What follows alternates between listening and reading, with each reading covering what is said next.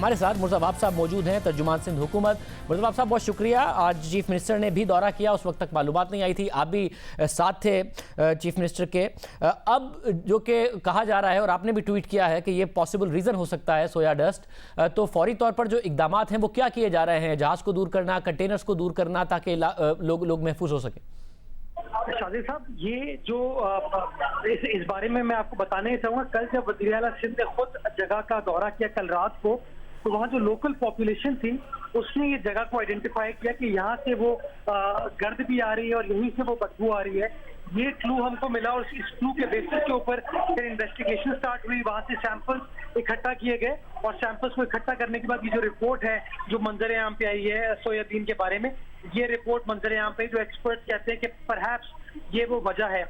हमने इमीडिएटली वज़ीर आला सिंध ने चीफ सेक्रेटरी सिंध को हिदायत जारी की कि चेयरमैन केपीटी से बात करें कि जो कार्गो हैंडलिंग का प्रोसेस है उसको फौरी तौर पर रोक दिया जाए। और जो आज शाम तक की इत्तलात है मेरे पास वो ये है कि ये जो मखसूस शिप जिसके ऊपर सोयाबीन मौजूद है इसको सील कर दिया गया है, इस एरिया को कवर कर दिया गया है ताकि फर्दर कोई मामला एग्रीवेट ना हो सके। और जो कंटेनर्स थे वो भी सारे के सारे दूर कर दिए गए हैं, उनको कवर कर दिया गया है ताकि वो फर्दर कोई डस्ट या गुबार जो है वो उड़ ना सके। बट इसका जो प्रैक्टिकल जो सस्टेनेबल सोल्यूशन है वो यही है कि इस शिप को हमें मूव करना पड़ेगा यहाँ से, और इस सिलसिले में सिंध हुकूमत जो है वो केपीटी को रिक्वेस्ट कर रही है। ज़ाहिर है क्योंकि अभी भी 90% डॉक्टर अताउर रहमान साहब भी कह रहे हैं, तो मुमकिन है कि कोई और वजह भी हो, तो रूल आउट तो नहीं कर रहे हैं दूसरी वजूहात को, उस पर भी आप देख रहे हैं कि कोई और वजह ना हो? नहीं शाकिब साहब, हमने किसी एस्पेक्ट को रूल आउट नहीं किया है। हम मल्टीपल एस्पेक्ट्स को कंसिडर कर रहे हैं। हमारी जो सिंध एनवायरनमेंट प्रोटेक्शन एजेंसी है उसने भी आज कुछ और जगहों का दौरा किया था, वहां से सैंपल्स को उठाया है, वहां पर भी चेक किया है कि आया कोई लीकेज तो नहीं है।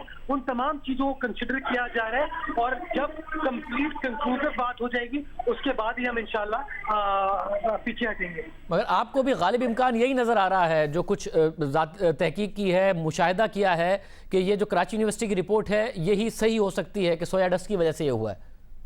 शाहिद साहब, एक तो ये कि हम एक्सपर्ट नहीं है बात करने के लिए। नेचुरली जो एक्सपर्ट है उन्होंने इस रिपोर्ट को सर्टिफाई किया है, उन्होंने इस डॉक्यूमेंट को इशू किया है और ये डॉक्यूमेंट इशू भी सिंध हुकूमत की रिक्वेस्ट पर किया गया क्योंकि हमने वो सैम्पलिंग इकट्ठा की थी। कल रात गए सुपार्को की टीम और हमारी जो पीडीएमए की टीम थी वो जगह पर मौजूद थी। गेट नंबर 16 है जहाँ से ये सैंपल्स इकट्ठा किए गए थे।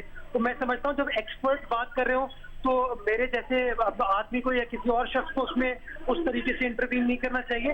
We have to allow the experts to conclude the matter and give their findings. बहुत शुक्रिया मुर्तज़ा, आप हमारे साथ मौजूद थे। अब तक की तहकीकात के मुताबिक सोयाबीन डस्ट की वजह से यह हादसा हुआ। 90% इस बात के इम्कानात हैं। कल तक बात हतमी तौर पर पता चल जाएगी।